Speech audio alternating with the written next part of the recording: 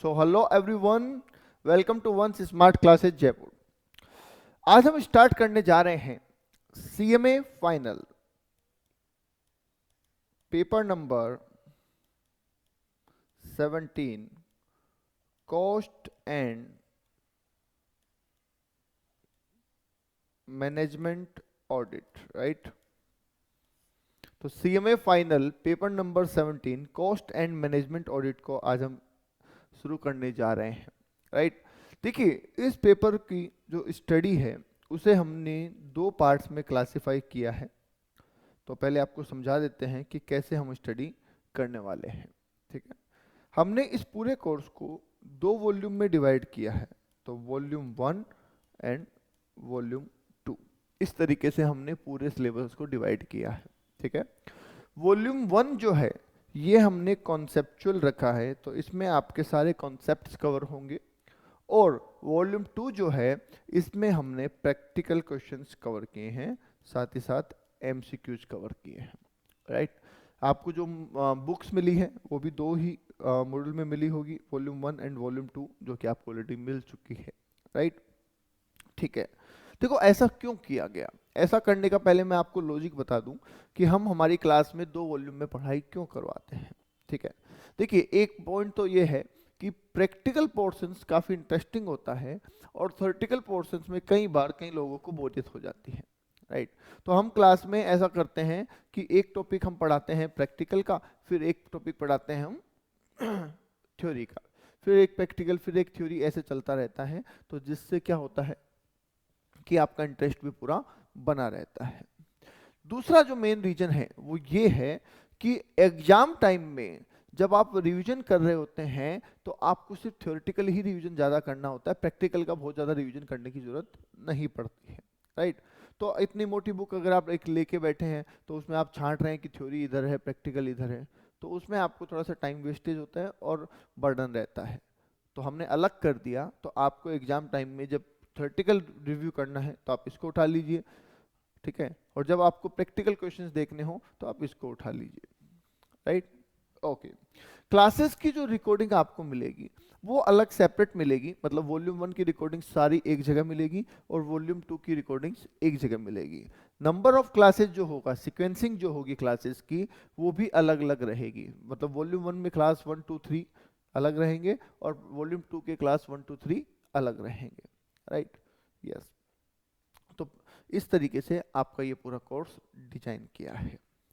Next point आता है कि सर, आपकी जो बुक हमें मिली है उस बुक के अलावा हमें और कहाँ से प्रैक्टिस करनी है?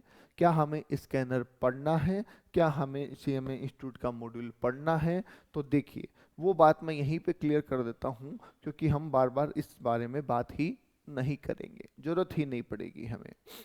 तो सर, हमारे पास आपको किन ऐसी क्या चीज़ें हैं जो एक सीएमए स्टूडेंट पढ़ ले तो वो ये कहे कि ठीक है सर, अब मैं सेटिस्फाइड हूँ और मुझे अब कुछ पढ़ने की ज़रूरत नहीं लगती है? तो लगता है मुझे कि सबसे पहला होना चाहिए सर सीएमए मॉड्यूल। अगर सीएमए मॉड्यूल आप पूरा पढ़ लेते हैं तो आप कॉन्फिडेंट फील करते हैं कि यस, अब मेरा ये सब्जेक्ट हो चुका है। उसके बाद सेकंड बोले तो आ जाता है स्कैनर्स, कि अगर मैं सर पास्ट ईयर के क्वेश्चंस कर लूँ तो कहीं ना कहीं मुझे कॉन्फिडेंस आ जाएगा, यस। और उसके बाद में आ जाते हैं रेफरेंस बुक, ठीक है। तो सबसे पहले तो मैं आपको ये बताऊं कि रेफरेंस बुक की जो जरूरत पड़ती है वो बेसिकली लॉज में पड़ती है। जैसे कि अगर आप लॉ पढ़ रहे हैं तो आपको जरूरत हो सकती है, अगर आप डायरेक्ट टैक्स पढ़ रहे हैं तो मे भी आपको जरूरत हो सकती है, इनडायरेक्ट टैक्स पढ़ रहे हैं तो जरूरत हो सकती है। वहां पे रेफरेंस बुक की जरूरत पड़ती है, क्योंकि इंटरप्रिटेशन जो होता है वो अलग अलग लैंग्वेज में होता है, तो वहां पे जरूरत पड़ती है। तो कॉस्ट एंड मैनेजमेंट ऑडिट में आपको रेफरेंस बुक की बिल्कुल ज़रूरत नहीं है, पहला पॉइंट तो ये, राइट। अब बात आती है sir CMA module. CMA module में जितना भी कॉन्टेक्स्ट दिया गया है थ्योरेटिकल पोर्शंस में, वो हमने सारा कवर किया है वॉल्यूम 1 में, और जितने भी प्रैक्टिकल क्वेश्चंस दे रखे हैं वो सारे हमने कवर किए हैं वॉल्यूम 2 में। तो इसका मतलब अलग से आपको सीएमए मॉड्यूल पढ़ने की ज़रूरत नहीं है, क्योंकि वो ऑलरेडी हमारी बुक में कवर हो चुका है, राइट। ठीक है। तीसरा इंपॉर्टेंट पॉइंट होता है सर स्कैनर, क्योंकि सर पास्ट ईयर का एक पैटर्न होता है, पास्ट ईयर के क्वेश्चन आए हुए रिपीट हो जाते हैं, तो अगर हम पास्ट ईयर के क्वेश्चन पढ़ लें तो इजी रहेगा। यस, हाँ वो भी बताते हैं बेटा थ्योरी कितने मार्क्स की है। तो सुनिए, तो सर अब बात यह है कि अगर सर हम पास्ट ईयर में पढ़े, तो मुझे एक बात बताओ, पास्ट ईयर में क्या किस टाइप का पेपर आता है? अगर आपने पेपर एनालाइज किया होगा तो सर देखिए, पेपर में एक तो आते हैं एमसीक्यू, एम आई राइट? अगर मैं कहूँ कि पेपर में एक तो एमसीक्यू जाते हैं तो ठीक है, यस। एक आते हैं सर शॉर्ट नोट टाइप के क्वेश्चंस कि इस पे शॉर्ट नोट बताइए, एडवांटेज बताइए, डिसएडवांटेज बताइए, वगैरह वगैरह, ठीक है। और तीसरे आते हैं प्रैक्टिकल क्वेश्चंस। क्या इसके अलावा कुछ आता है क्या पेपर में? एमसीक्यू, शॉर्ट नोट और प्रैक्टिकल, क्या इनके अलावा कुछ आता है एग्जाम में? नहीं आता। चलो नवीन, मैं आपसे पूछता हूं, आपके हिसाब से पास्ट ईयर के कितने पेपर आप पढ़ लो तो आपको ये हो जाए कि हाँ अब मैं सेटिस्फाइड हूँ, अब मुझे कॉन्फिडेंस आ गया कि ये सब्जेक्ट मेरा हो गया है? कितने अटेम्प्ट्स आप समझ के चलते हैं कि पिछले 2 अटेम्प्ट, 4 अटेम्प्ट, 5, 7, 10, कितने अटेम्प्ट्स की आप बात करते हैं?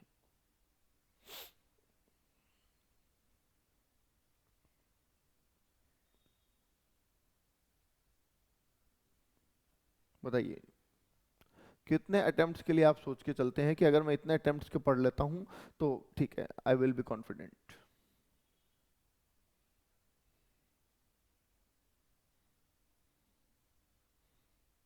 5, ओके।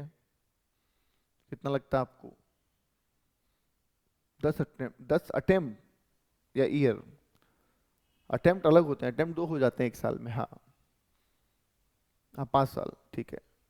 बोले सर 5 साल के पेपर अगर हम कर लेते हैं तो ठीक है, हमें एक कॉन्फिडेंस हो जाता है। तो आपकी जानकारी के लिए बता दें कि हमारी जो बुक है उसके अंदर हमने 15 साल, मैं 15 अटेम्प्ट नहीं बोल रहा हूँ, मैं 15 साल बोल रहा हूँ। 15 साल में जो क्वेश्चन आए हैं, मतलब अप्रोक्स आप मान के चलिए 26 और 7 अटेम्प्ट हो गए, क्योंकि कोविड में कुछ अटेम्प्ट नहीं हुए थे, राइट? तो 27-28 अटेम्प्ट के जो क्वेश्चंस हैं वो सारे हमने हमारे प्रैक्टिकल मॉड्यूल में कवर किए हैं, तो इसलिए आपको स्कैनर की जरूरत यहाँ पे नहीं पड़ती है। जो क्वेश्चन थ्योरेटिकली आए हैं, थ्योरेटिकली क्वेश्चंस आए हैं, उसको हमने वॉल्यूम 1 में हर चैप्टर के आखिरी में डिनोट किया है, टॉपिक वाइज छांट के, कि ये पेपर में इस साल में आया था, ये इसमें आया था, ये इसमें आया था। तो रेस्पेक्टिव चैप्टर के बाद में आप ये समझ सकते हैं कि इस चैप्टर में से आज तक पिछले 15 साल में, पिछले 28 अटेम्प्ट में कितने क्वेश्चंस आए हैं, ठीक है? तो वो सारे आप यहाँ पे देख सकते हैं। तो यस, आपका स्कैनर भी हमने कवर कर दिया है, उसकी भी आपको जरूरत नहीं है, राइट? हाँ। अच्छा, उसमें ये था कि पहले क्या था, 2016 सिलेबस चल रहा था, उससे पहले 2012 सिलेबस चल रहा था, और उससे पहले 2008 सिलेबस चल रहा था। तो हमने उस पर पूरी वर्किंग की है, फिल्ट्रेशन किया है, और जो टॉपिक्स अभी आपके एप्लीकेबल है उन्हीं को हमने इनकॉर्पोरेट किया है। कुछ टॉपिक्स हैं जो हट चुके हैं, तो उन टॉपिक्स को हमने यहाँ पे इनकॉर्पोरेट नहीं किया है, तो वो आपको फिल्ट्रेशन करने की भी जरूरत नहीं है। अगर आप सीधा पेपर उठाते हैं, मान लीजिए 2016 सिलेबस का आपने पेपर उठाया, तो वहाँ पे आपको प्रॉब्लम क्या आएगी कि वहाँ पे कुछ क्वेश्चन ऐसे होंगे जो अभी हट चुके हैं, तो आप वो जज नहीं कर पाएंगे कि ये क्वेश्चन मैं करूं या नहीं, तो वो करने की जरूरत ही नहीं है। हमारी इस बुक में सब कुछ इंक्लूड है, सब कुछ फिल्टर ऑलरेडी किया हुआ है, राइट? डन। अभी एक क्वेश्चन पूछ रहे हैं नवीन के, सर थ्योरी कितने मार्क्स की आती है? यस बिल्कुल, ये भी एक अच्छा क्राइटेरिया है हमारा, मतलब ये भी एक अच्छा डिस्कशन का पॉइंट है। देखिए होता क्या है, सीएमए इंस्टीट्यूट का जो करिकुलम है वो अलग है, मतलब जो इंस्टीट्यूट कहता है, बुक में जो मेंशन है वो अलग है, ठीक है? और जो प्रैक्टिकली एग्जाम में आता है वो अलग है, ठीक है? तो अभी ऐसा कोई फिक्स नहीं है कि कितने की थ्योरी देते हैं और कितने की प्रैक्टिकल देते हैं। अगर हम बात करें 2016 सिलेबस की, तो वहां पे ऑब्जर्व किया गया है, वहां पे हमने ऑब्जर्व किया है कि एमसीक्यू आप एक बार हटा दीजिए, एक बार एमसीक्यू को हम ना थ्योरी में लेते हैं ना प्रैक्टिकल में लेते हैं, ठीक है? पहले 20 मार्क्स के एमसीक्यू आते थे, ठीक है? 20 मार्क्स के एमसीक्यू आते थे, तो बचे 80 मार्क्स। 80 मार्क्स में अगर हम बात करें तो 40 मार्क्स की थ्योरी आती थी और 40 मार्क्स का प्रैक्टिकल आता था, ठीक है, ये 2016 सिलेबस की बात कर रहा हूं मैं, ठीक है, 2016 सिलेबस की बात कर रहा हूँ। 20 मार्क्स के एमसीक्यू मैंने हटा दिए हैं, मैं उनको ना प्रैक्टिकल में ले रहा हूँ ना थ्योरी में ले रहा हूँ, और 40 मार्क्स का थ्योरी और 40 मार्क्स के प्रैक्टिकल, ये 2016 सिलेबस में पेपर आता था, राइट। अभी 2022 सिलेबस के अभी तक 2 पेपर हुए हैं और दोनों में कंप्लीटली डिफरेंट पैटर्न फॉलो किया गया है। तो अभी कोई फिक्स पैटर्न नहीं इसमें बना है और ना ही आपको बनाना है। फिर भी मैं बता दूं अप्रोक्स क्या रहेगा अभी आपका। 2022 सिलेबस की हम बात करें अगर पेपर की, तो यहाँ पे 3 हिस्सों में इसको बांट देते हैं। पहला हम बांट देते हैं इसको एमसीक्यू में, दूसरा हम बांट देते हैं इसको थ्योरी में, और तीसरा बांट देते हैं प्रैक्टिकल में, ठीक है। तो 30 मार्क्स के आपके एमसीक्यू है, ठीक है, 30 मार्क्स के आपके एमसीक्यू हैं, जिन्हें ना आप थ्योरी में लीजिए ना प्रैक्टिकल में लीजिए, ठीक है, उनको आप सेपरेट रख लीजिए।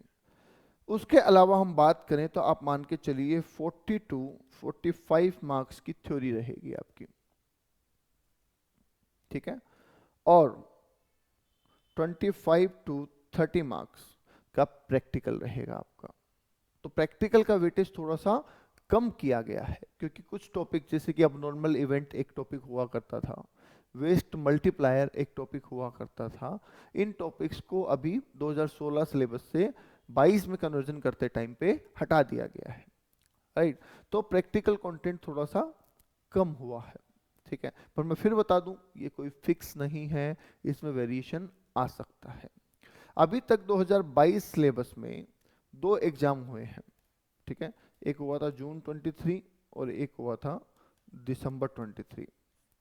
अगर आप इस दोनों के पेपर उठा के देखेंगे तो आपको कंप्लीटली चेंज्ड पैटर्न मिलेगा, ठीक है। तो इसलिए अभी मन में कोई भी ऐसा सेट ना कीजिए कि इतनी थ्योरी है इतना प्रैक्टिकल है तो मैं प्रैक्टिकल कर लूँ, थ्योरी नहीं करूँ तो चलेगा, या थ्योरी कर लूँ प्रैक्टिकल ना करूँ तो चलेगा।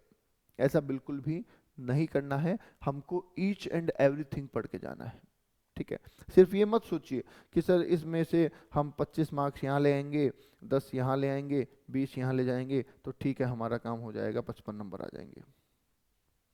ये कैलकुलेशन बिल्कुल गलत है। आपको सिंपल कैलकुलेशन करनी है, और मेरी क्लास में तो स्पेशली यही कैलकुलेशन करनी है कि सर हम कोशिश करेंगे कि यहाँ तो हम 30 में से 30 लेके आए, राइट। यहाँ पे हम सर ये मान के चलिए 35 से 40 नंबर लेके आए, और प्रैक्टिकल में हम पूरे 25-30 नंबर लेके आए, ठीक है। तो हमारी जो प्रिपरेशन हो दैट शुड बी 80+। अरे खुद की कमी तैयारी में ही अगर हम कमी छोड़ देंगे, सोचिए अगर खुद की तैयारी जो करनी है उसमें ही हम कमी छोड़ देंगे तो एग्जामिनर के तो इजी हो जाएगा अपने मार्क्स काटना। तो पहले अपनी तैयारी ऐसी कीजिए कि 80+ की मेरी तैयारी है, ठीक है, मैं 80+ लाने के लिए कॉन्फिडेंट हूँ। फिर एग्जामिनर अगर उसके बावजूद कुछ काटता है, कोई पेपर अनएक्सपेक्टेड होता है, तो ठीक है 60 तो आपका कहीं भी नहीं जाना है, समझ गए? यस, तो ये आपको ध्यान देना है। बताइए क्लियर है? यहां तक बात समझ में आती है बेटा? यस। अब सर हाउ, कैसे ये चीज कैसे पॉसिबल है कि आप कह रहे हैं, तो देखिए इसके लिए मैं आपको बताता हूं कि हमारी क्लास कैसे चलेगी। मैं बता देता हूं आपको। ओनली बुक्स, पहली बात तो हमारी जो बुक्स है हम सिर्फ उसी को फॉलो करेंगे, क्योंकि वो टोटली मॉड्यूल बेस्ड है और स्कैनर बेस्ड है, उसमें सब कुछ शामिल किया गया है, राइट।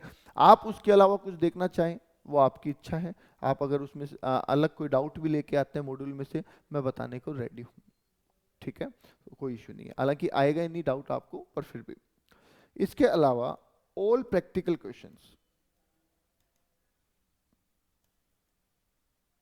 सोल्व इन क्लास, जितने भी प्रैक्टिकल क्वेश्चंस हैं इंक्लूडिंग स्कैनर जो हमारे बुक में डाले हुए हैं, वो सारे क्वेश्चंस आपको क्लास में करवाए जाएंगे। होमवर्क दिया जाएगा, पर उसके बावजूद भी जो क्वेश्चन होमवर्क में भी दिए हैं वो भी आपको वापस से यहाँ पे करवाए जाएंगे, राइट, ठीक है।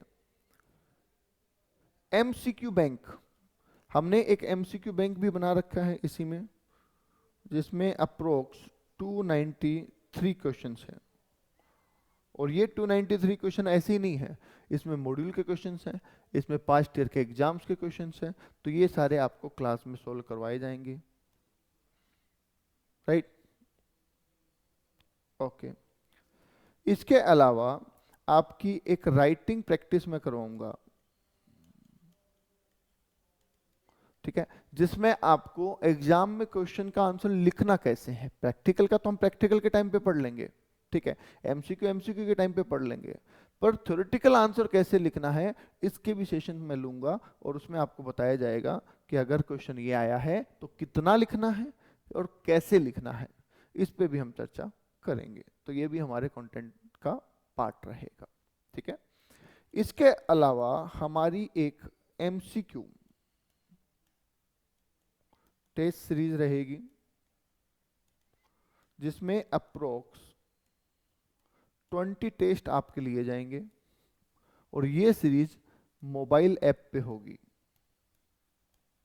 ठीक है। 20 टेस्ट एमसीक्यू टेस्ट होंगे आपके, और मोबाइल ऐप पे होंगे, और इसमें भी जो क्वेश्चन कवर किए गए हैं उसमें मॉड्यूल, स्कैनर सब कुछ इंक्लूड कर दिया गया है, ठीक है। तो इससे आपके 30 आउट ऑफ 30 लाने का जो टारगेट है वो हम सेट करते हैं, राइट? ओके। इसके अलावा बाकी टेस्ट की बात करें तो हम चैप्टर वाइज टेस्ट कंडक्ट कराते हैं, और अप्रोक्स हम लेके चलते हैं इसमें 8 टेस्ट हम आपके इसमें लेंगे, ठीक है, जिनमें आपको क्वेश्चन पेपर भेजा जाएगा। अगर आप ऑफलाइन दे रहे हैं तो ऑफलाइन लेना ही है, अगर आप ऑनलाइन पढ़ रहे हैं तो ऑनलाइन आपको इसमें टेस्ट दे दिया जाएगा, उसका आपको आंसर बना के पीडीएफ बना के भेजना है, और आपको उसकी कॉपी मिल जाएगी, right? And finally final mock, ठीक है, ये आपका 100 मार्क्स का पेपर रहेगा, ठीक है, जो कि हम करते हैं मंथ प्रीवियस टू एग्जाम। जैसे कि जून है तो मई में करेंगे, दिसंबर है तो नवंबर में करेंगे, ये उस मंथ में आपका ये टेस्ट रहेगा। तो ये इतनी चीजें हम आपको हमारी तरफ से देंगे, राइट? तो मुझे नहीं लगता इसके बाद आपके मार्क्स में कटौती होने की कोई भी गुंजाइश रहती है, ओके? यस। तो बिल्कुल ये छोड़ दीजिए कितनी थ्योरी आती है, कितना प्रैक्टिकल आता है, कौन सा टॉपिक इंपॉर्टेंट है, कौन सा टॉपिक कम इंपॉर्टेंट है, कौन से टॉपिक को छोड़ के जाना है, ये बातें बिल्कुल छोड़ दीजिए। सब कुछ इंपॉर्टेंट है, सब कुछ करके जाना है, चाहे थ्योरी है या प्रैक्टिकल, हम 100 मार्क्स का पेपर करके आएंगे, ठीक है। और यस 80+ मार्क्स हम लेके आएंगे, ये हमारा टारगेट होना चाहिए, ओके? बोलिए जी, एनी डाउट्स?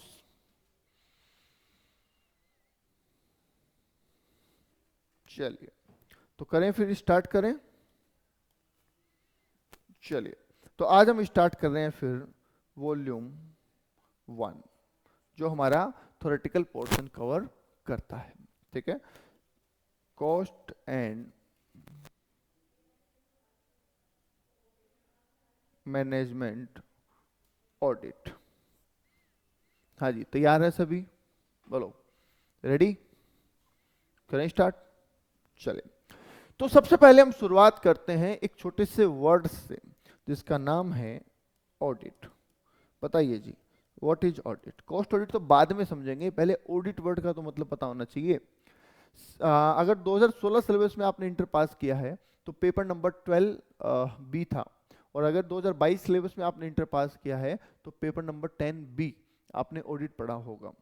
तो वहां पे क्या आपने ऑडिट की डेफिनेशन पढ़ी थी? यस और नो? पढ़ी थी।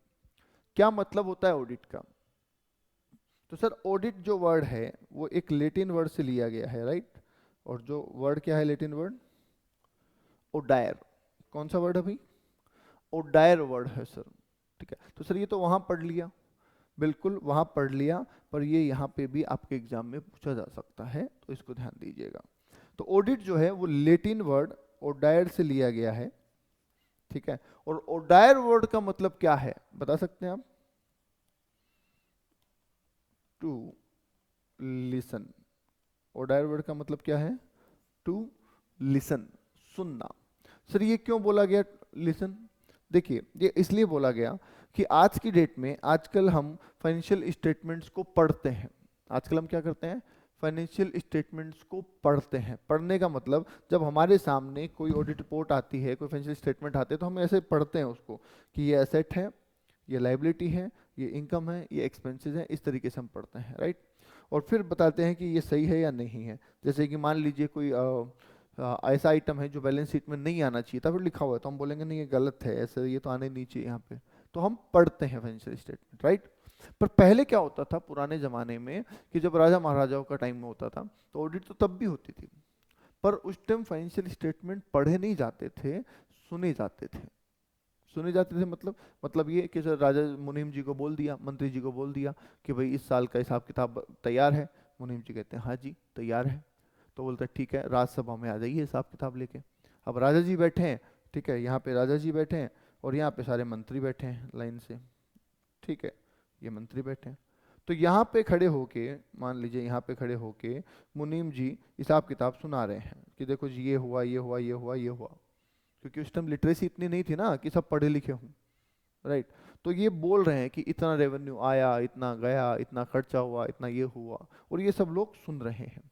अगर इनको किसी पे कोई ऐतराज होगा, इनको इनको किसी को भी, तो ये क्वेश्चन मार्क लगाएंगे कि भैया ये कैसे हुआ, क्यों हुआ, राइट। तो वो क्या होती थी? ऑडिट, चेकिंग ही हो रही है। वो उधर से आइटम वाइज बोल रहे हैं और हम सुन रहे हैं, अगर सही है तो ठीक है, और गलत है तो हम बोल देंगे कि नहीं जी हमें इस बात पे ऑब्जेक्शन है, ये क्यों हुआ, राइट। तो उसको ऑडिट बोलते थे उस टाइम पे, ठीक है। धीरे धीरे टाइम चेंज हुआ, अब बनाने वाले को भी फाइनेंशियल स्टेटमेंट बनाने आते हैं और चेक करने वाले को भी फाइनेंशियल स्टेटमेंट चेक करने आते हैं। कॉस्ट रिकॉर्ड्स बनाने भी आते हैं, चेक करने भी आते हैं। तो अब हम पढ़ते हैं, मतलब देखते हैं, समझते हैं, और उसे कहते हैं फाइनेंशियल स्टेटमेंट पढ़ना या कॉस्ट रिकॉर्ड्स पढ़ना, राइट। तो इसलिए अब हम ऑडिट बोलते हैं, ओडायर नहीं बोलते हैं, राइट। ओके, तो ये तो हमारा हुआ ऑडिट का जन्म, कि ऑडिट वर्ड आया कहाँ से, ठीक है। अब एक सवाल मेरे मन में और है, पर्सनली मेरा सवाल है, और वो है वाई। बताओ, आपने इंटर में पढ़ा है तो बताइए वाई, हम ऑडिट क्यों करवाते हैं, क्या जरूरत है हमें ऑडिट की, बताओ जी, बताओ ऑडिट क्यों करनी होती है, why, why we need to gets accounts audited, audit हमें करने की जरूरत क्यों है? लीगल रिक्वायरमेंट है, ठीक है, लिख देता हूं मैं कि कह रहे हैं सर लीगल रिक्वायरमेंट है, ठीक है। और बोलिए, फाइनेंशियल पोजीशन के बारे में जानना चाहते हैं, ठीक है, फाइनेंशियल पोजीशन जानना चाहते हैं सर। और बोलिए, और बताइए।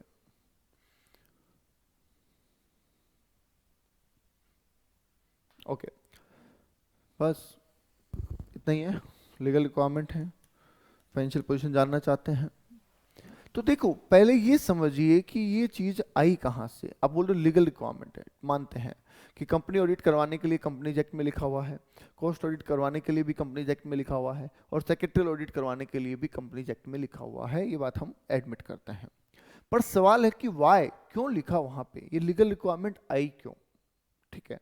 तो इसका एक पर्पज जो है वो है कॉर्पोरेट गवर्नेंस। नाम सुना है क्या? बताओ, अगर आपने लॉ पढ़ना स्टार्ट कर दी है तो सुना होगा आपने, आपके लॉ में एक 10 मार्क्स का टॉपिक भी है कॉर्पोरेट गवर्नेंस। बोलो सुना है नहीं सुना?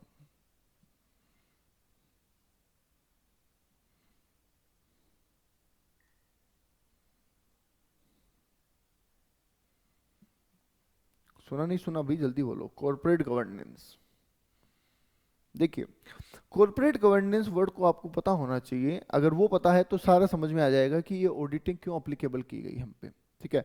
तो उसमें ऑडिट, आप देखते हो कि कंपनीज मैटर में आरओसी की हमें बहुत सारे फॉर्म फाइल करने होते हैं, हमें इंडिपेंडेंट डायरेक्टर्स अपॉइंट करने होते हैं, हमें डायरेक्टर्स की मीटिंग करनी होती है, हमें शेयर होल्डर्स की मीटिंग करनी होती है, राइट, और स्मॉल शेयर होल्डर डायरेक्टर भी अपॉइंट करना पड़ता है, ठीक है, टाइम टू टाइम आरओसी को फॉर्म्स फाइल करने पड़ते हैं। ये सारी जितनी भी रिक्वायरमेंट है ना, कि कम से कम बोर्ड मीटिंग इतनी होनी चाहिए, इंडिपेंडेंट डायरेक्टर इतने होने चाहिए, डायरेक्टर इतने होने चाहिए, कोरम इतना होना चाहिए, जनरल मीटिंग इतनी होनी चाहिए, उसमें इतने टाइम का गैप होना चाहिए, ये सारी रिक्वायरमेंट जो है ये सब कुछ आया है कॉर्पोरेट गवर्नेंस की वजह से। क्यों आया कॉर्पोरेट गवर्नेंस की वजह से? देखिए, देखो पहले क्या हो रहा था, पहले हमारे यहाँ पे ये हो रहा था कि सर कंपनी जो है वो सेपरेट लीगल एंटिटी है, और अगर कंपनी कुछ भी करती थी तो उसकी पब्लिक को कोई जानकारी नहीं थी। समझ रहे हो? कंपनी जो कुछ भी करती थी उसकी कंपनी को पब्लिक को कोई जानकारी नहीं थी। तो कंपनी आराम से मैनिपुलेशन कर सकती थी। भाई कंपनी सामने बोलती कि देखो जी हमारा ये फाइनेंशियल स्टेटमेंट है और ये हमारे प्रॉफिट है, ये हमारे प्रॉफिट है। इसी को देख के इन्वेस्टर्स पैसा लगा देते थे कि चलो जी कंपनी अच्छी है, प्रॉफिट अच्छा है। इन्वेस्टर को वाकई में पता ही नहीं है कि कंपनी में चल क्या रहा है। ठीक है, कंपनी की मीटिंग कब हुई, कंपनी का ऑडिट हुआ नहीं हुआ, पता ही नहीं है, ऐसे पैसे लग रहे हैं। राइट, तो यहाँ तो फ्रॉड करना बहुत इजी हो जाता है। राइट, तो ट्रांसपेरेंसी एक वर्ड यूज किया गया, ट्रांसपेरेंसी। ठीक है, तो ट्रांसपेरेंसी नहीं थी। ट्रांसपेरेंसी नहीं होने का मतलब कंपनी और इन्वेस्टर जो है इनके बीच में ट्रांसपेरेंसी नहीं है, मतलब कि इन्वेस्टर को पता नहीं है कि कंपनी में क्या चल रहा है। और जब पता नहीं है तो आप जानते हैं कि फ्रॉड होना बहुत इजी टास्क था। राइट, तो इसलिए एक कमेटी बनाई गई, अगर आपको पता हो तो बिरला कमेटी नाम से एक कमेटी बनाई गई। ठीक है, और बिरला कमेटी में बहुत सारे मतलब इसके सॉल्यूशन सोचे गए, और उसमें से एक सॉल्यूशन ये था कॉर्पोरेट गवर्नेंस, कि हमें कॉर्पोरेट मतलब कि कंपनीज, कॉर्पोरेट मतलब कि कंपनीज, और गवर्नेंस का मतलब होता है उनको चलाना, अगर हम बोले तो चलाना, या उनका एडमिनिस्ट्रेशन करना, ऐसा बोल सकते हैं। तो कॉर्पोरेट गवर्नेंस का मतलब हुआ कंपनियों को चलाना, कि कंपनियों को कैसे चलाया जाए बेटर तरीके से।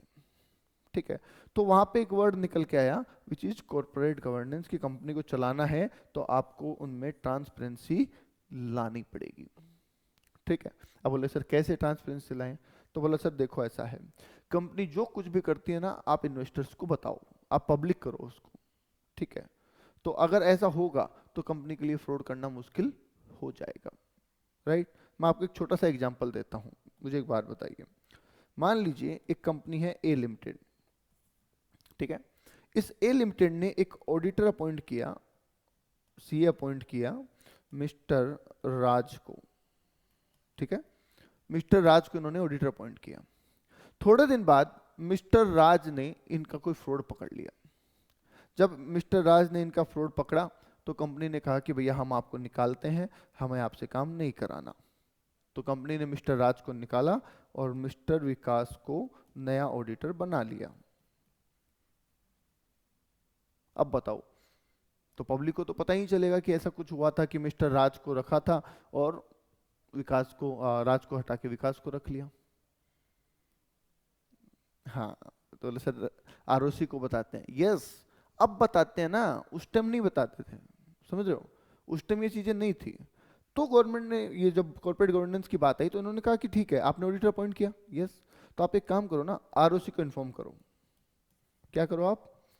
आरओसी को इन्फॉर्म करो। तो अब अगर आप ऑडिटर चेंज करेंगे तो भी आपको आरओसी को इन्फॉर्म करना पड़ेगा। तो इसका मतलब दोनों जानकारी आपकी किसके पास है? आरओसी के पास। तो आप ऐसा नहीं है कि बंद कमरे में ही आप ऑडिटर निकाल दें और नया ऑडिटर ले आए। आपको हर एक चीज की जानकारी किसको देनी पड़ेगी? आरओसी को, रजिस्ट्रार ऑफ कंपनी को देना पड़ेगा। राइट, तो इससे क्या होगा? इससे ये होगा सर कि आरओसी को हम जो भी डेटा सबमिट करते हैं वो सारा एमसीए की वेबसाइट पे चला जाता है। पता है आपको? जितना भी डेटा हम रजिस्ट्रार कंपनी को सबमिट करते हैं वो सारा MCA, ministry of corporate affairs, ministry of corporate affairs की वेबसाइट पे आ जाता है डेटा। और इसमें से मोस्टली कई डेटा हम ऐसे हैं जिनको हम इजीली एक्सेस कर सकते हैं। तो आप किसी भी कंपनी में इन्वेस्ट करने से पहले MCA21 की साइट पे जाके और उस कंपनी के बारे में जानकारियां ले सकते हैं। राइट, अब जब ये जानकारी आपको मिलेगी कि इन्होंने ऑडिटर रखा था और फिर उसने कुछ फ्रॉड वॉड पकड़ा तो इन्होंने निकाल दिया, तो क्या आपको ये पता चल गया कि इस कंपनी में गड़बड़ है कुछ? तो आप उस कंपनी में जल्दी से इन्वेस्ट नहीं करेंगे, राइट। तो मुझे बताइए, अगर हमने आरओसी को इन्फॉर्म करने का ये रूल लगाया कि हर चीज आरओसी को इन्फॉर्म करो, तो क्या इससे बेटर ट्रांसपेरेंसी आई या नहीं, ये बताइए। बताइए, ज्यादा ट्रांसपेरेंसी आई या नहीं आई?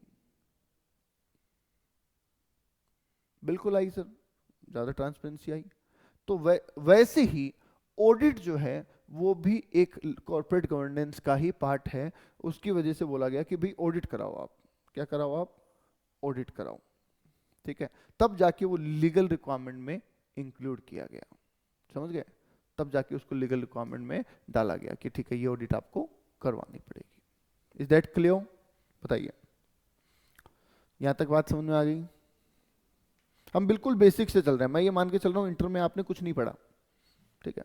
वैसे आप एक्सपर्ट हैं, आपको ऑडिट ऑडिट सब पता है, पर फिर भी मैं ये मान के चल रहा हूँ कि आपको कुछ नहीं पता, ठीक है। क्योंकि इससे क्या होगा, ज़्यादा से ज़्यादा 1 या 2 क्लास एक्स्ट्रा लगेगी, ठीक है, पर आपके कॉन्सेप्ट इतने क्लियर हो जाएंगे कि आपको कोई टेंशन ही नहीं रहेगी।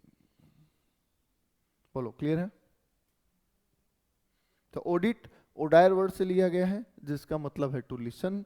और हम ऑडिट क्यों करवाते हैं? क्योंकि सर लीगल रिक्वायरमेंट है, और लीगल रिक्वायरमेंट क्यों हुई? कॉर्पोरेट गवर्नेंस की वजह से हुई, ठीक है।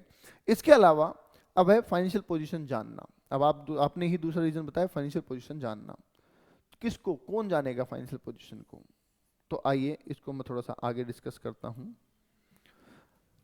आपने 11th-12th में पढ़ा है कि यूजर ऑफ फाइनेंशियल स्टेटमेंट पढ़े हैं, user of financial statement, right. तो वैसे ही अगर मैं कहूं कि sir user of cost records, तो कोई बहुत ज्यादा चेंज नहीं होगा।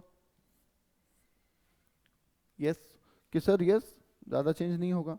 कौन कौन से ऐसे लोग हैं जिन्हें कंपनी के फाइनेंशियल स्टेटमेंट या कॉस्ट रिकॉर्ड से लेना देना होता है?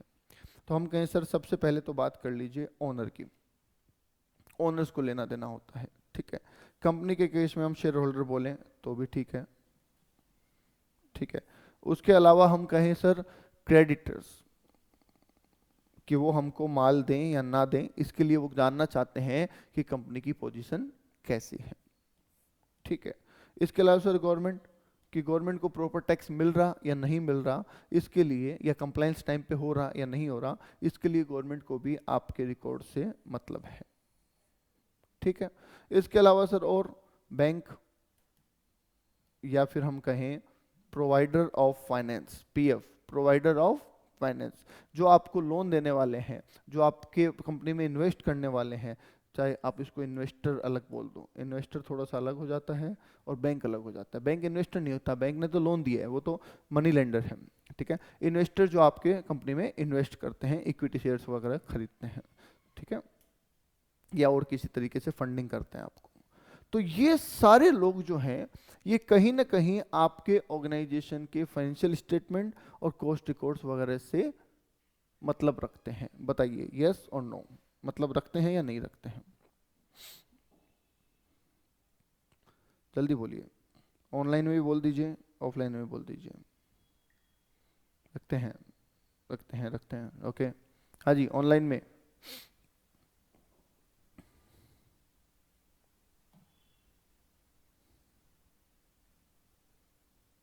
जल्दी बोलो रे।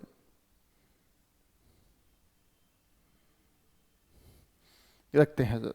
अब सर जब ये मतलब रखते हैं, तो हम तो अगर फाइनेंशियल स्टेटमेंट में कुछ मैनिपुलेशन कर दें, मान लीजिए फाइनेंशियल स्टेटमेंट और कॉस्ट रिकॉर्ड मैं साथ में लेके चल रहा हूँ एक बार, ठीक है। अगर मैं फाइनेंशियल स्टेटमेंट या कॉस्ट रिकॉर्ड्स में कुछ मैनिपुलेशंस कर दूं और इनको अच्छा खासा प्रेजेंट कर दूं, अच्छा खासा प्रेजेंट कर दूं, रियलिटी नहीं है, पर मैं इसमें झूठ डाल के और इसको अच्छा सा प्रेजेंट कर दूं, तो सर ये तो सारे लोग खुश हो जाएंगे।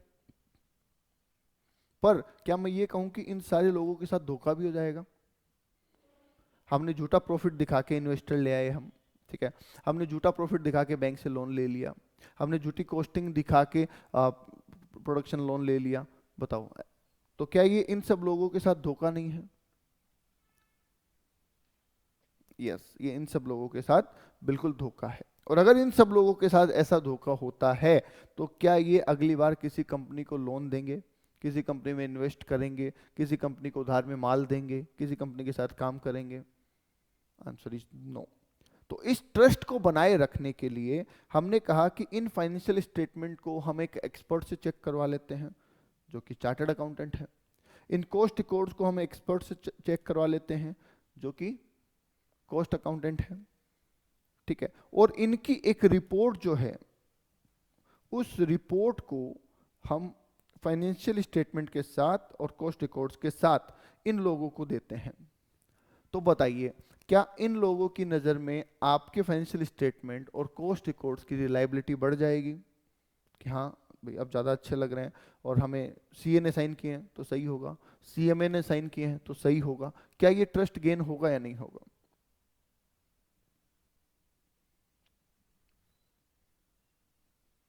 यस, डेफिनेटली गेन होगा, और इसलिए ऑडिट की नीड पड़ती है हमें। बताइए जी, क्लियर है पॉइंट?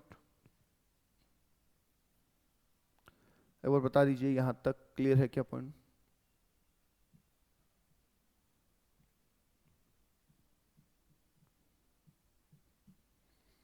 यस। तो ये है बेसिक ऑफ ऑडिट कि क्यों हमें जरूरत है सर, इसलिए जरूरत है, ठीक है। तो जब इनकी रिपोर्ट इनके पास पहुंचेगी तो इन्हें भी ट्रस्ट रहेगा कि यस, प्रोफेशनल ने चेक कर दिया है, प्रोफेशनल ने अपने सिग्नेचर कर दिए हैं, सील लगा दी है, तो यस अब ये रिलायबल है, इनमें कोई गड़बड़ नहीं है, ऐसा अश्योरेंस मिल जाता है। क्योंकि ऑडिट कभी भी गारंटी नहीं देती है, सिर्फ क्या देती है? अश्योरेंस देती है, राइट। डन। तो ये था बेटा आपका ऑडिट का एक बेसिक मतलब, ये था आपका ऑडिट का एक बेसिक मतलब। यहां तक हमने कॉमन ऑडिट की बात की है, उसमें फाइनेंशियल ऑडिट भी शामिल है, उसमें कॉस्ट ऑडिट भी शामिल है, और सेक्रेटरियल भी शामिल हो सकती है, ठीक है। पर अब हम जो बात करेंगे वो सिर्फ और सिर्फ कॉस्ट एंड मैनेजमेंट ऑडिट की बात करेंगे, राइट। ओके, बोलिए, क्लियर है यहां तक? चलें फिर आगे। डन। अब कॉस्ट एंड मैनेजमेंट ऑडिट पे आगे बढ़ने से पहले मैं चाहूंगा कि हम हमारे इंस्टीट्यूट के बारे में थोड़ा सा जानें कि सर, अब आप कहोगे कि सर इसकी क्या जरूरत है, इंस्टीट्यूट बीच में कहां से आ गया? आपके सिलेबस का पार्ट है बेटा, सिलेबस में दिया हुआ है, और सिलेबस में दिया हुआ है तो डेफिनेटली हमें इसको समझना चाहिए, ठीक है। क्योंकि अगर कोई एमसीक्यू पूछ लिया तो, अगर इसका कोई लेना देना नहीं होता तो ऑब्वियस सी बात है कि हम इसे सिलेबस का पार्ट नहीं बनाते, पर क्योंकि सिलेबस में दिया हुआ है तो डेफिनेटली इसमें से क्वेश्चन आ सकता है, ठीक है। बहुत बार हम क्या होता है, कॉमन चीज़ों को छोड़ देते हैं कि ये तो पता ही है, छोड़ो इसको, राइट। और उन्हीं में से क्वेश्चन जब आते हैं तो हम नहीं कर पाते। जैसे मैं आपसे पूछूं, चलिए बताइए, सीएमए इंस्टीट्यूट कब बना? बताइए, सीएमए इंस्टीट्यूट का फॉर्मेशन कब हुआ, कब बना सीएमए इंस्टीट्यूट? 1954, 59, ओके 1959 बोल रहे हैं, और 1949, ओके ये 49 बोल रहे हैं, और 1944, ओके। अब देखो, आप खुद देखिए, मान लो ये एमसीक्यू मैंने आपसे पूछ लिया एग्जाम में कि बताइए जी सीएमए इंस्टीट्यूट कब बना, तो आप कुछ कह रहे हैं 1944, कुछ कह रहे हैं 1949, कुछ कह रहे हैं 1959, राइट, कुछ 1954। तो सोचो, बेसिक क्वेश्चन, मतलब फिर आगे अफसोस होगा ना कि अरे यार ये क्वेश्चन मैं गलत करके आ गया, ठीक है। तो ये आपके मॉड्यूल का हिस्सा है, तो दैट्स वाई हमें पता होना चाहिए, और वैसे भी हम जो कोर्स कर रहे होते हैं उसकी कंप्लीट जानकारी हमें होनी चाहिए, राइट। तो सुनिए, सीएमए इंस्टीट्यूट जो है वो 1944 में बना था, सीए इंस्टीट्यूट जो है वो 1949 में बना था। इसका मतलब हमारा जो इंस्टीट्यूट है वो सीए इंस्टीट्यूट से भी पुराना इंस्टीट्यूट है, राइट। हमारा जो इंस्टीट्यूट है वो सीए इंस्टीट्यूट से भी पुराना इंस्टीट्यूट है। हम कोई कंपैरिजन नहीं कर रहे हैं, हम कोई क्रिटिसाइज नहीं कर रहे हैं। मैं तो सीए और सीएमए दोनों हूं, तो मुझे तो उस चीज़ से कोई फर्क भी नहीं पड़ता कि मैं सीएमए को बेटर बताऊं या सीए को, सब अपनी जगह बेटर है। और मैं आपसे भी एक रिक्वेस्ट करूंगा कि कभी भी ऐसी कोई डिस्कशन चल रही हो कि सीए बेटर या सीएमए बेटर, उस डिस्कशन का पार्ट ही ना बने, उस आर्ग्यूमेंट का पार्ट ही ना बने। बोले सब दोनों बेटर हैं, अपने अपने रोल हैं सबके, ठीक है। दूसरों को गिरा के कोई आगे नहीं बढ़ता है, समझ गए? आइए, तो सीएमए इंस्टीट्यूट जो बना बेटा 1944 में बना, ये ध्यान दीजिएगा। देखो यहाँ पे एक समरी भी है आपकी, तो अपन यहाँ से करते हैं। 1944 में ICWAI, institute of cost and works, cost and works accountants of India के नाम पे हमारा इंस्टीट्यूट बना, ठीक है। और कैसे बना था ये भी लिख देते हैं यहाँ पे कि लिमिटेड कंपनी के रूप में बना। जैसे आज कंपनी पढ़ते हैं ना, तो अभी तो आप कंपनीज एक्ट 2013 पढ़ते हैं, और उससे पहले होता था कंपनीज एक्ट 1956, ठीक है। तो वैसे ही पुराने टाइम पे कंपनीज एक्ट 1913 होता था, और उसके अंडर में as a company CMA institute को रजिस्टर्ड किया गया, स्थापना की गई, एस्टेब्लिश किया गया। बोलिए, आई बात समझ में? ठीक है। तो 1944 was the year when CMA Institute was established, okay, ठीक है। और एज ए कंपनी के रूप में बना, ओके। उसके बाद 1959 जो आप अभी कह रहे थे, 1959 में इसे एक पार्लियामेंट के स्पेशल एक्ट पास करके इसको एक स्टैट्यूटरी बॉडी के रूप में डिसाइड किया गया। क्या किया गया? एस्टेब्लिश किया कि नहीं, ये स्पेशल एक्ट ऑफ पार्लियामेंट से पास्ड एक संस्था है, ठीक है। तो सीए इंस्टीट्यूट भी ऐसा ही है, स्पेशल एक्ट ऑफ पार्लियामेंट से पास्ड है, और ये भी है। तो institute of cost and works accountants of India was established under the cost and works accountants act 1959। तो इसका एक अलग से अधिनियम बना दिया गया, इसको अपने आप में एक वैधानिक संस्था बना दिया गया, ठीक है। अब ये कंपनीज एक्ट के अंडर में नहीं है, अब ये अपने आप में सेल्फ डिपेंडेंट एक इंस्टीट्यूट बन गया है, राइट। तो वो हुआ 1959 में, समझ गए बात को? यस। 2012 में इसका नाम चेंज किया गया, 2012 में इसका नाम चेंज किया गया, और the institute of cost and works accountants को हटा के रीनेम किया गया the institute of cost accountants of India, ठीक है। शॉर्ट में बोले तो ICAI, पर ये शॉर्ट में बोलना नहीं है, ठीक है। क्योंकि देखो यहाँ पे एक छोटी सी, मुझे लगता है, मुझे पर्सनली लगता है कि सीएमए इंस्टीट्यूट ने एक छोटी सी गड़बड़ कर दी, ठीक है। उन्होंने दो चेंज किए। एक चेंज तो ये किया कि हमारे कोर्स का नाम CWA, cost and works accountant की जगह CMA कर दिया। आप समझिएगा, इंस्टीट्यूट का नाम नहीं, मैं डिग्री का नाम बोल रहा हूँ।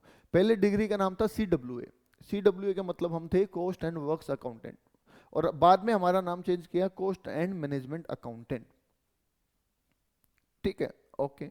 तो जब कोस्ट एंड मैनेजमेंट अकाउंटेंट्स हमें बनाया गया, तो ICMAI ये वर्ड यूज किया गया, institute of cost and management accountants of India, तो ठीक था। पर इंस्टीट्यूट ने क्या किया कि बोला नहीं नहीं, हम हमारा नाम करेंगे, जैसे सीए इंस्टीट्यूट का नाम है institute of chartered accountants of India, तो ICAI जो है वो बेसिकली सीए इंस्टीट्यूट का नाम है, ठीक है। और कहीं ना कहीं उसको ही इक्वल करने के लिए, या पता नहीं किस इंटेंशन के साथ, मुझे नहीं पता, ये नाम ICAI किया गया, institute of cost accountants of India किया गया। जबकि लॉजिकली अगर हमारी डिग्री का नाम, हम कोई कोस्ट अकाउंटेंट तो बोलते नहीं अपने आप को, बताओ आप अपने आप को कोस्ट अकाउंटेंट बोलते हो या कोस्ट एंड मैनेजमेंट अकाउंटेंट बोलते हो? आपकी डिग्री का नाम CMA है ना, कोर्स का नाम CMA है। तो अगर मेरे कोर्स का नाम CMA है तो मेरे इंस्टीट्यूट का नाम भी ICMAI होना चाहिए, क्या दिक्कत है इसमें? पर इंस्टीट्यूट का नाम रखा गया institute of cost accountants of India, ठीक है। अब इसमें सीए इंस्टीट्यूट ने केस कर दिया कि वैसा वैसे कैसे, ये तो ICAI तो हमारा एक्रोनिम है, और वो आप यूज करेंगे तो ये तो मिसलीडिंग हो गया। कल को आप कहीं पे लिखेंगे ICAI तो लोग तो सीए इंस्टीट्यूट समझेंगे। तो अभी रिसेंटली कोर्ट ने ऑर्डर पास किया, और कोर्ट ने कहा कि CMA इंस्टीट्यूट, CMA मेंबर्स और CA स्टूडेंट्स जो है वो ICAI कोर्ट नहीं कर सकते। या तो आप CMA लिखिए या फिर आप पूरा लिखिए institute of cost accountants of India, वो चलेगा, पर ICAI आप कभी कहीं पे कोर्ट नहीं कर सकते। तो यहाँ पे क्लियरली इंस्ट्रक्शन दिए जा चुके हैं कि आप ICAI वर्ड यूज नहीं करेंगे। तो ये बेवजह का कंट्रोवर्सी थी जिसकी जरूरत ही नहीं थी। अगर हमारे कोर्स का नाम कोस्ट अकाउंटेंट होता तो हमारे लिए ये वर्ड रीजनेबल होता, पर अगर हमारे कोर्स का नाम ही CMA है तो हमारे लिए ICMAI अच्छा है ना, क्या दिक्कत आ रही है? Right, yes. तो ये था हमारे इंस्टीट्यूट का बैकग्राउंड, ओके। बताइए, क्लियर है यहां तक?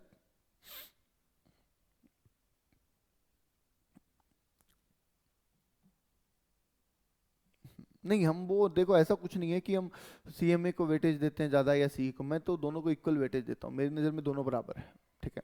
क्योंकि दोनों ने ही अपने को कुछ दिया है, लिया थोड़ी हमसे कुछ, ठीक है। और सब अपनी जगह बेस्ट होते हैं, किसी का भी ये है ही नहीं कि कम हो ज़्यादा, सब अपनी जगह बेस्ट है। ये चीज़ों में कभी उलझो ही मत, कभी भी इस चीज़ में उलझना ही नहीं है आपको। आप हमेशा ये कहिए बोथ आर द बेस्ट, सबके अपने अपने रोल हैं, सबके अपने अपने काम हैं, राइट। ये बेवजह के टाइम पास करने वाले आर्ग्यूमेंट्स हैं।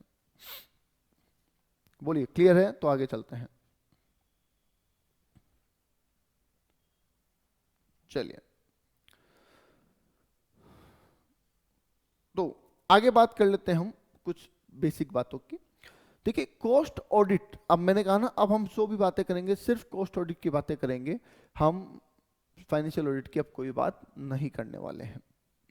तो कॉस्ट ऑडिट को समझने से पहले आपको कॉस्ट अकाउंटिंग को समझना पड़ेगा, क्योंकि जब तक कॉस्ट अकाउंटिंग नहीं होगी ऑडिट कहां से होगी, राइट। तो कॉस्ट अकाउंटिंग का मतलब है कॉस्ट रिकॉर्ड्स को प्रिपेयर करना, और ये आपने इंटरमीडिएट में कॉस्टिंग में भी पढ़ा हुआ है।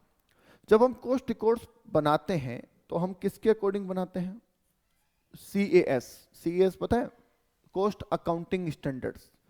तो 24 कॉस्ट अकाउंटिंग स्टैंडर्ड्स हमारे पास होते हैं, और उन 24 कॉस्ट अकाउंटिंग स्टैंडर्ड्स के बेसिस पे हम हमारे कॉस्ट रिकॉर्ड्स प्रिपेयर करते हैं, ठीक है। इसके अलावा कॉस्ट रिपोर्टिंग फ्रेमवर्क होता है उसके बेस पे। तो इन सब चीज़ों के बेसिस पे हम हमारे रिकॉर्ड्स प्रिपेयर करते हैं, और वो रिकॉर्ड प्रिपेयर करने की, मतलब रिकॉर्डिंग करने की, एनालाइजिंग करने की, समराइजिंग करने की जो एक्टिविटी है, that is called cost accounting. ऐसा बोल सकते हैं हम, यस। तो आइए एक पर्टिकुलर डेफिनेशन भी देख लेते हैं। Cost accounting is a process of identification, classification, measurement and assignment of cost to various cost object, ठीक है। यहां पे मैं आपसे एक वर्ड पूछता हूं, what is cost object? Cost object किसको बोलते हैं? कॉस्ट ऑब्जेक्ट क्या है? कॉस्टिंग क्यों निकाल रहे हैं? नहीं नहीं, कॉस्टिंग क्यों निकाल रहे हैं ये गलत है। कॉस्ट ऑब्जेक्ट इसको नहीं बोलते हम, बताइए जी। कॉस्ट ऑब्जेक्ट वर्ड का मतलब क्या है? या बिल्कुल करेक्ट, वेरी गुड। जिस चीज के कॉस्टिंग हम निकाल रहे हैं that is cost object. For example कि अगर हम इस मोबाइल के कॉस्ट निकाल रहे हैं तो ये मोबाइल क्या है? कॉस्ट ऑब्जेक्ट है, ठीक है। अगर हम इस बुक की कॉस्ट निकाल रहे हैं तो ये बुक क्या है? कॉस्ट ऑब्जेक्ट है, ठीक है। अगर मैं इस पेन की कॉस्टिंग कैलकुलेट कर रहा हूं तो ये पेन क्या है? कॉस्ट ऑब्जेक्ट है। तो जिस भी चीज की हम कॉस्ट कैलकुलेशन कर रहे हैं वो चीज जो है that is called cost object. It can be a product, it can be a service, it can be a process, right? Okay. तो ये आपका होता है। तो क्या बोला कि किसी पर्टिकुलर ऑब्जेक्ट के लिए जो कॉस्ट लगी है, तो पहले देखना क्या कॉस्ट लगी, फिर छांटना कि वो फिक्स है, वेरिएबल है, ये है, उसको अलग अलग तरीके से छांटना, फिर उसको मेजर करना, क्योंकि कुछ फाइनेंशियल होते हैं, कुछ नॉन फाइनेंशियल होते हैं, तो उनको फाइनेंस में कन्वर्ट करना, और फिर उसको अलग अलग ऑब्जेक्ट में बांटना, ठीक है। इस पूरी प्रोसेस को हम बोलते हैं कॉस्ट अकाउंटिंग, ठीक है। Preparation and presentation of cost records, जैसा कि मैंने पहले ही आपको बताया है, and cost statement is the responsibility of management. ये पॉइंट याद रखिएगा, एमसीक्यू में कई बार पूछ लेते हैं कि कॉस्ट रिकॉर्ड्स बनाना किसकी जिम्मेदारी है? तो कॉस्ट रिकॉर्ड्स बनाना मैनेजमेंट की जिम्मेदारी है, और उसको चेक करके ऑडिट रिपोर्ट देना ऑडिटर की जिम्मेदारी है, right? Yes. Therefore cost accounting standards, जैसा हमने पहले ही बात की, 24 cost accounting standards are the guidelines for the companies that specify the cost accounting treatment for various cost elements. कि फिक्स कॉस्ट का क्या करना है, वेरिएबल कॉस्ट का क्या करना है, ओवरहेड का क्या करना है, मटेरियल कॉस्ट का क्या करना है, ये सब हमें कौन बताता है? ये हमें कॉस्ट अकाउंटिंग स्टैंडर्ड्स बताते हैं, ठीक है। मिनिमम डिस्क्लोजर रिक्वायरमेंट, डिस्क्लोजर हमें क्या देने हैं, ठीक है। जैसे आपने AS1 पढ़ा है, AS1 accounting standard 1, disclosure of accounting policies, तो वहां पे भी तो बोला गया कि आपने कौन सी अकाउंटिंग पॉलिसी यूज की, अगर आपने ड्यूरिंग द ईयर कोई अकाउंटिंग पॉलिसी चेंज की है तो क्या चेंज किया है, क्यों चेंज किया है, उसके इफेक्ट क्या है, ये सारी चीजें जब आप बता देंगे तो दैट इज कॉल्ड डिस्क्लोजर। तो वैसे ही कॉस्ट अकाउंटिंग में भी आपको डिस्क्लोजर देने होंगे, ठीक है। तो minimum disclosure requirement and ensure the comparability, consistency and completeness of cost records. समझ गए? तो कॉस्ट अकाउंटिंग का मतलब है कि सर जब भी कोई कॉस्ट इंकर्ड हो, जब भी कोई ट्रांजैक्शन हो, तो पहले देखिए क्या कॉस्ट लगी है, फिर समझिए कि ये कॉस्ट किस प्रोडक्ट के लिए लगी है और किस टाइप की लगी है, ठीक है, कितनी कॉस्ट लगी है और उस कॉस्ट को कौन कौन से प्रोडक्ट में बांटना चाहिए। तो इस तरीके से आप अपनी कॉस्ट कैलकुलेट करिए, राइट, और कॉस्ट रिकॉर्ड्स प्रिपेयर करिए। इसके लिए आप कॉस्ट अकाउंटिंग स्टैंडर्ड्स का इस्तेमाल कर सकते हैं और कॉस्ट अकाउंटिंग प्रिंसिपल्स जो हैं, कॉस्ट अकाउंटिंग रूल्स जो हैं, उन सब का इस्तेमाल करते हुए आप अपने स्टेटमेंट्स रेडी कर सकते हैं। और इस पूरी प्रोसेस को कॉस्ट अकाउंटिंग बोलते हैं। बताइए जी, बात समझ में आती है? यहां तक कोई डाउट है तो पूछ लो बेटा।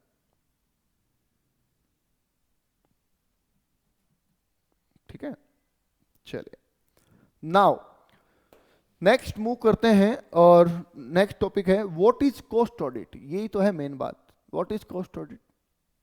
तो इंटरमीडिएट में आपने फाइनेंशियल ऑडिट पढ़ा था, बोलो यस और नो। क्या इंटरमीडिएट में आपने फाइनेंशियल ऑडिट पढ़ा था? यस और नो? बिल्कुल पढ़ा था सर। तो जब इंटरमीडिएट में आपने फाइनेंशियल ऑडिट पढ़ा था तो उसकी डेफिनेशन क्या पढ़ी थी, बताओ जरा, एनीवन ऑनलाइन में? नवीन जी बताओगे आप? कॉस्ट ऑडिट की डेफिनेशन क्या है, सॉरी फाइनेंशियल ऑडिट की डेफिनेशन क्या पढ़ी थी?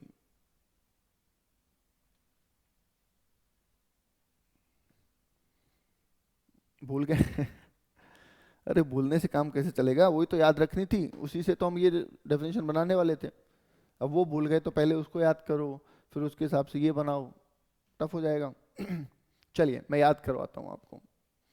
पेपर देने के बाद भूलो मई भैया, पेपर देने के बाद भूल जाओगे तो फिर अभी फाइनल देने के बाद फाइनल भूल गए तो फिर जॉब में क्या करोगे?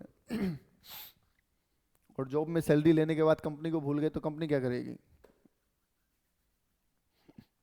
या नहीं नहीं, भूलना कुछ नहीं है, ठीक है। आइए, और कुछ नहीं भूलते भी नहीं है एक्चुअली, हम भूलते नहीं है, अपने को लगता है ऐसे भूल गए, थोड़ा सा रिकॉल करने की जरूरत होती है, राइट।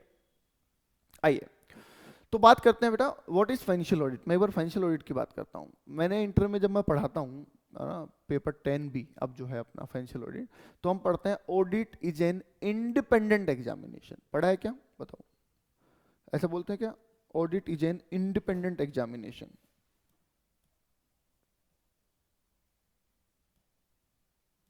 अब देखो इसलिए बेसिक से बताना पड़ता है, भूल जाते हैं।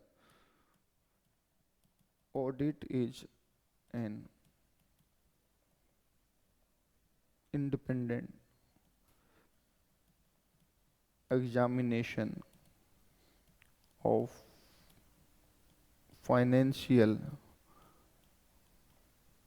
statement of an entity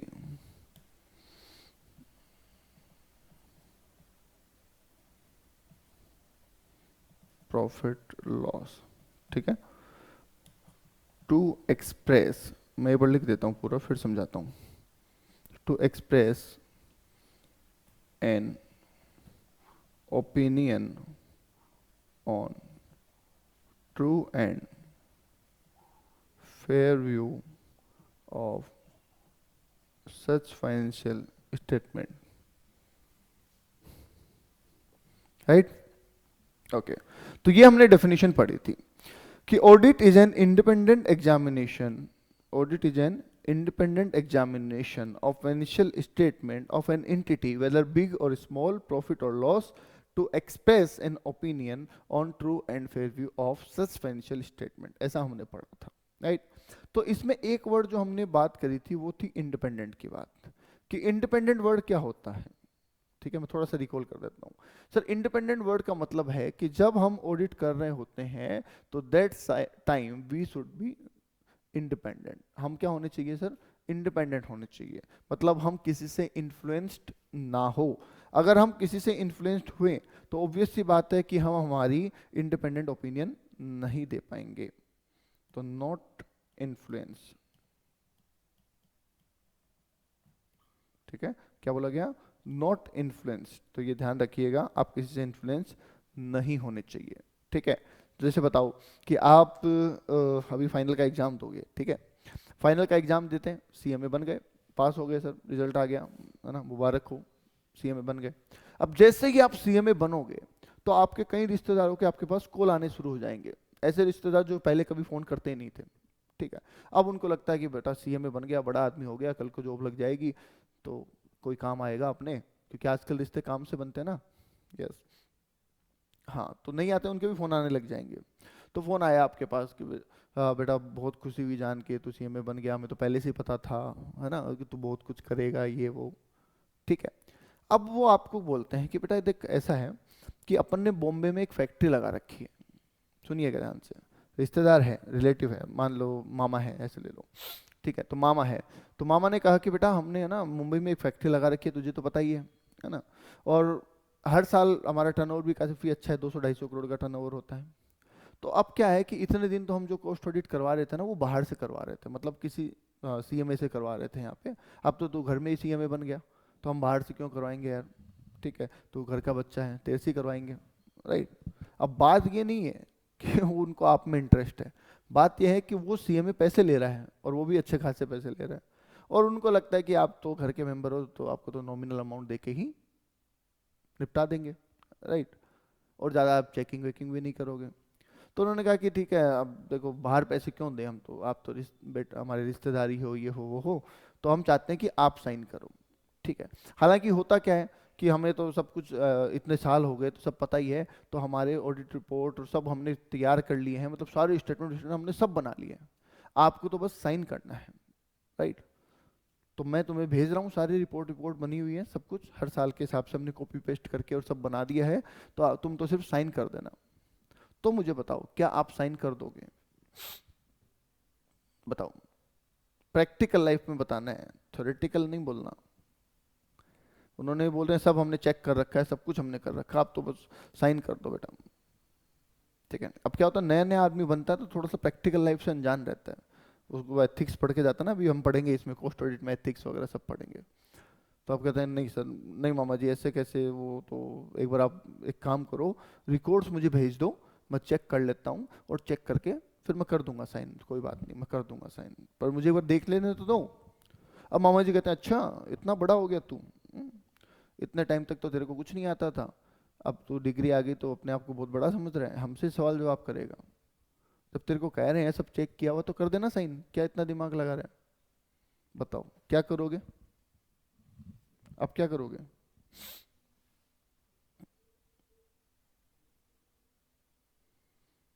बताओ जी अब क्या करोगे। तो सर प्रैक्टिकल लाइफ में मोस्ट ऑफ द लोग तो कर देते हैं साइन, प्रैक्टिकल बता रहा हूँ मैं, ठीक है। फिर भी मान लो कि 2-4-5% लोग ऐसे हैं जो है ना सख्त हैं एकदम, नहीं नहीं मामा जी ऐसे नहीं कर सकते, चेकिंग तो करनी पड़ेगी, राइट। तो अगर आपने साइन नहीं किया तो इधर से आपका फोन कटा, ठीक है, और उधर दूसरा फोन मिला, बताओ किसको मिलाया मामा जी ने फोन, किसको मिलाया फोन,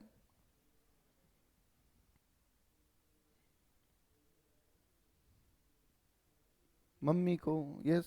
देख तेरा बेटा कितना हो गया, बहन है ना वो तो, कि देख भाई तेरा बेटा कितना बड़ा हो गया, आज हमसे सवाल जवाब कर रहा है, उसको बोला एक छोटा सा रिपोर्ट साइन करना है और वो उतनी बातें कर रहा है हमसे। अब मम्मी तुम्हारे पास आती है कि बेटा कर दे, क्या है मामा जी है तेरे, कोई घोटाला थोड़ी करेंगे, कर दे कोई बात नहीं करते, तो बताओ करना पड़ेगा, यस करना पड़ेगा, राइट, मोस्टली, ठीक है। उसके बाद भी आप नहीं करते तो बहुत अच्छी बात है पर मोस्ट ऑफ केसेस में आपको करना पड़ेगा। तो क्या आप कह सकते हैं कि आपने जब ऑडिट की, वो ऑडिट रिपोर्ट जब आपने साइन की तो आप इंडिपेंडेंट थे, ऐसा बोल सकते हैं क्या, आप किसी से इन्फ्लुएंस्ड नहीं थे, ऐसा बोल सकते हैं।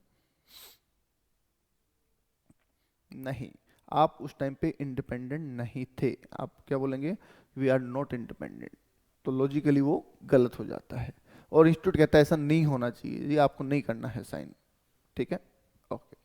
दूसरा पॉइंट, ये तो बात हुई रिलेटिव्स की, दूसरा पॉइंट, ठीक है, इससे भी बड़ा प्रेशर, रिलेटिव से भी बड़ा प्रेशर, आप कोई ऑडिट कर रहे हैं, ठीक है, ऑडिट में आपको कुछ गड़बड़ मिलती है, आप कहते हैं मैनेजमेंट को कहते हैं कि सब ये तो गड़बड़ है, ये तो हम लिखेंगे रिपोर्ट में, मैनेजमेंट कहता है कि सर आपकी फीस कितनी है, आप कहते हो सर फीस तो मेरी 50,000 है, मैनेजमेंट कहता है कि सर 5 लाख देंगे, 50,000 छोड़ो, आप 5 लाख देंगे आपको, पर रिपोर्ट वैसी बनाओ जैसी हम बोलते हैं।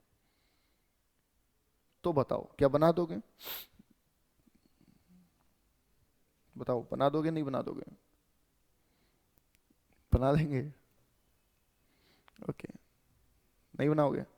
चलो 10 लाख देंगे, 15 देंगे, 15 बोलो, अब बोलो, बना देंगे? यस। तो ऐसा भी तो हो सकता है। तो अगर आपने ऐसे केस में बनाई, तो क्या आपने इंडिपेंडेंट रिपोर्ट बना के दी है?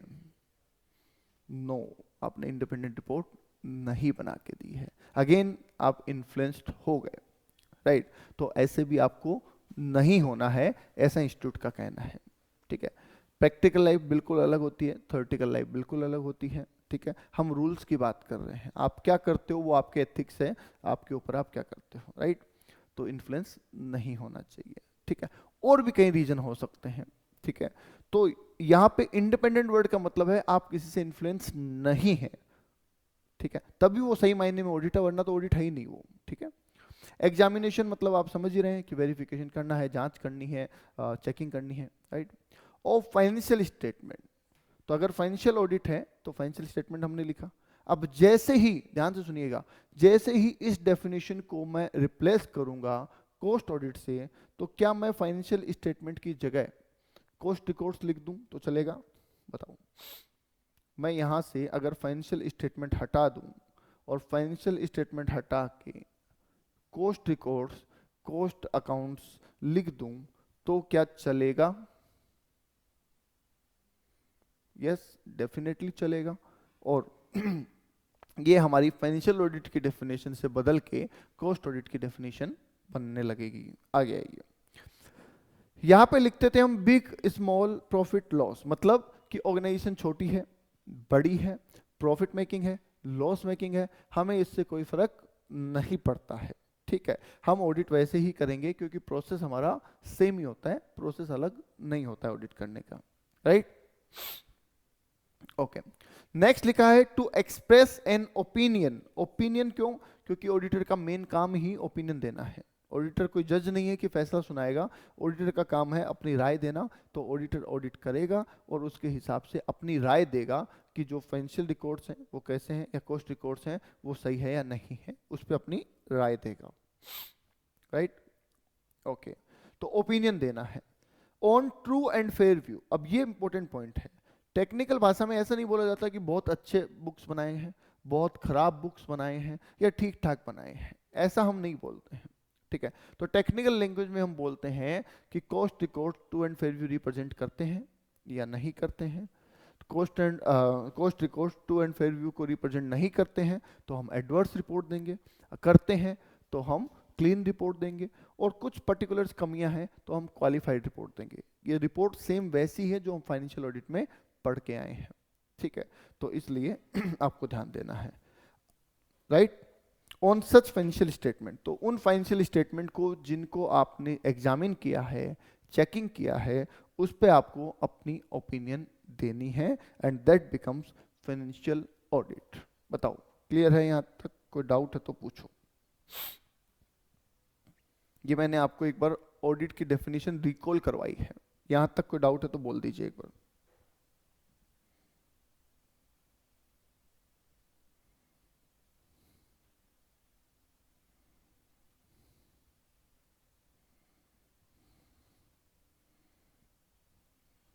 ठीक है, चलो अब मैं यहां से फाइनेंशियल स्टेटमेंट वर्ड हटा देता हूं और इसकी जगह लिख देता हूं कॉस्ट रिकॉर्ड्स और डॉक्यूमेंट्स। ठीक है, तो मैंने यहां से कॉस्ट रिकॉर्ड्स वर्ड लिख दिए, फाइनेंशियल स्टेटमेंट हटा के, और डॉक्यूमेंट्स लिख दिए। ठीक है, और यहां से मैं हटा देता हूं फाइनेंशियल स्टेटमेंट और इसकी जगह मैं लिख देता हूं कॉस्ट ऑफ प्रोडक्शन। लीजिए, तो अब पढ़िए इस डेफिनेशन को, दोबारा पढ़िए एक बार, अब क्या दिखता है आपको? Audit is an independent examination of cost records और documentation of an entity, whether it is small or big, whether it is profit or loss making, to express an opinion on true and fair view of cost of production. ठीक है, किसका true and fair view चाहिए हमें? Cost of production का. ठीक है, तो वो आ रहा है या नहीं आ रहा, ये हम यहाँ पे देखेंगे. ठीक है, अब क्या आपके माइंड में यहाँ पे क्वेश्चन आता है, बताओ, क्या आपके माइंड में एक क्वेश्चन अराइज होता है? यहाँ पे होना चाहिए मेरे हिसाब से. बताओ क्या अराइज होता है?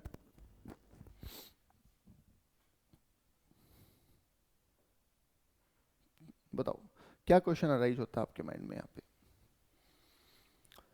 तो यहाँ पे आपके माइंड में क्वेश्चन अराइज ये होना चाहिए था कि सर यहाँ पे कॉस्ट ऑफ प्रोडक्शन क्यों लिखा, यहाँ पे कॉस्ट रिकॉर्ड्स क्यों नहीं लिखे? बताओ, यहाँ पे हमने कॉस्ट ऑफ प्रोडक्शन क्यों लिखा, कॉस्ट रिकॉर्ड्स या कॉस्ट डॉक्यूमेंट्स क्यों नहीं लिखे? जैसे कि फाइनेंशियल स्टेटमेंट में फाइनेंशियल स्टेटमेंट वर्ड लिखते हैं, तो यहाँ पे हमने फाइनेंशियल स्टेटमेंट की जगह कॉस्ट रिकॉर्ड्स क्यों नहीं लिखा, कॉस्ट ऑफ प्रोडक्शन क्यों लिखा? ये बहुत इंपॉर्टेंट चीज है, क्योंकि इसी से आपको डिफरेंस समझ में आएगा फाइनेंशियल ऑडिट में और कॉस्ट ऑडिट में.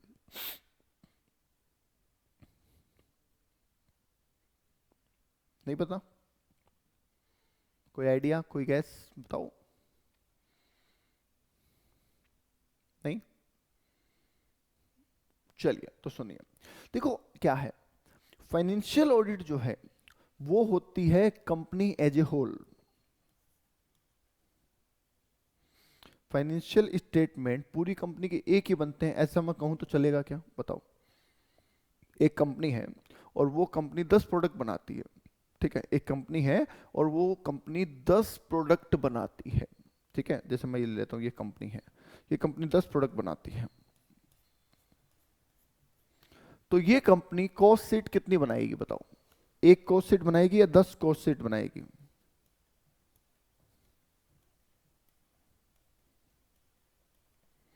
बताओ जी,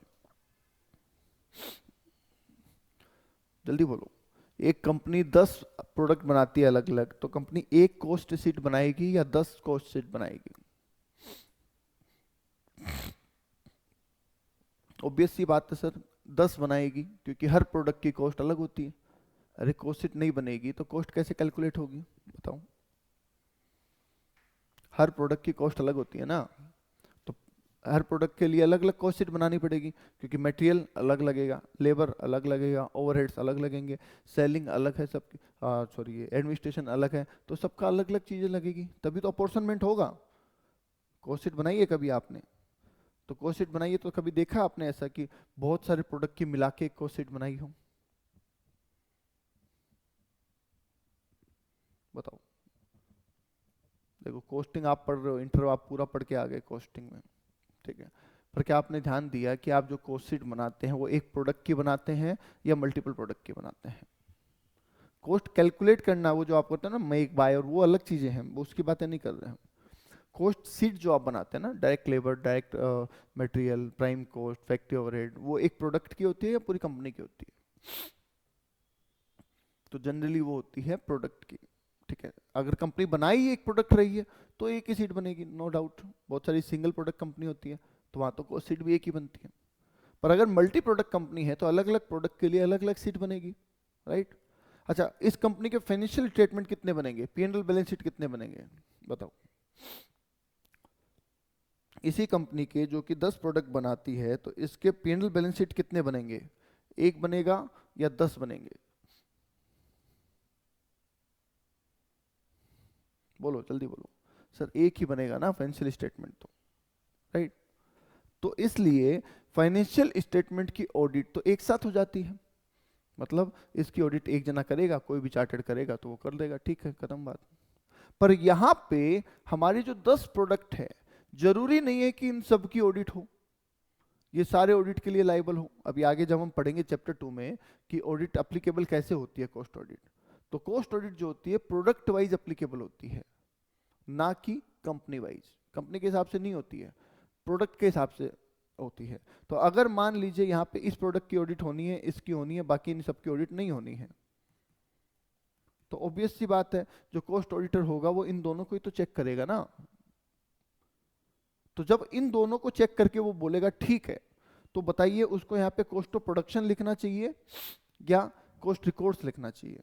अगर उसने कॉस्ट रिकॉर्ड लिखे तो ये वर्ड भी शामिल हो गए, ये वाले प्रोडक्ट भी शामिल हो गए, समझ गए?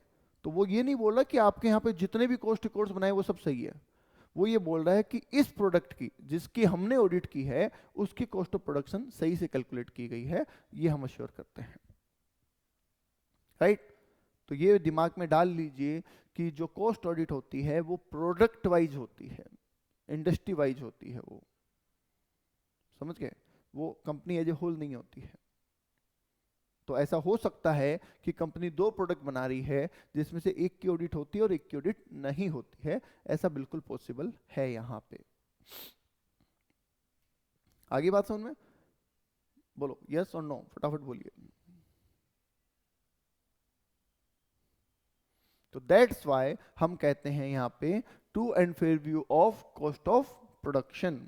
ठीक है, चलिए तो इसको रीड करवा देते हैं, देख लेते हैं आगे क्या आ रहा है।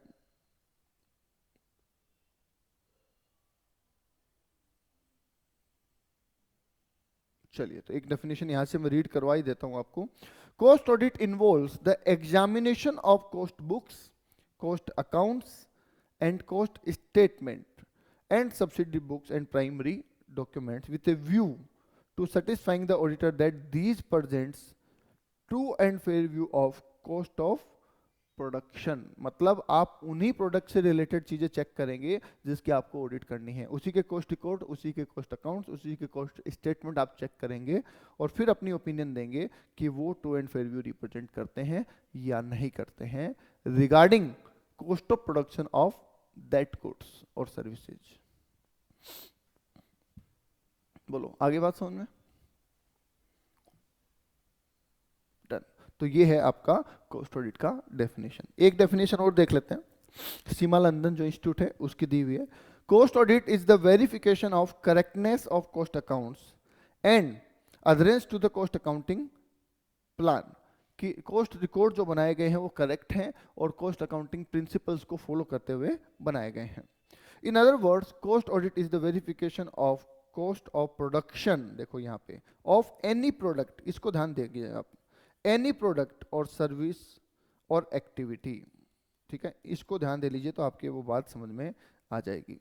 यहाँ नहीं बोला कि पूरे ऑर्गेनाइजेशन की, बोला verification of cost of production of any product or service or activity on the basis of accounts maintained by the enterprises in accordance with the accepted principles of cost accounting. The definition of cost audit is relevant to the voluntary cost audit and audit without any statutory backing. कि sir जरूरी नहीं है कि आप तभी cost audit कराओ जब आपके लिए वो मैंडेटरी हो, आप वॉलेंट्री भी कॉस्ट ऑडिट करवा सकते हैं, राइट?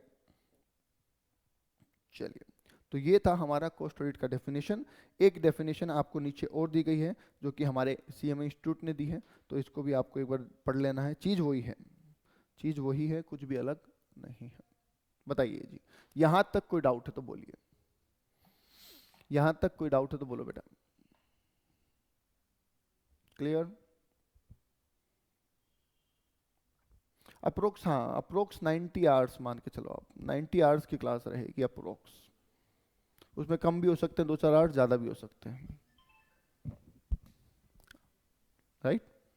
चलिए फिर आज के लिए इतना ही, थैंक यू, फिर मिलते हैं नेक्स्ट क्लास में, बाय बाय।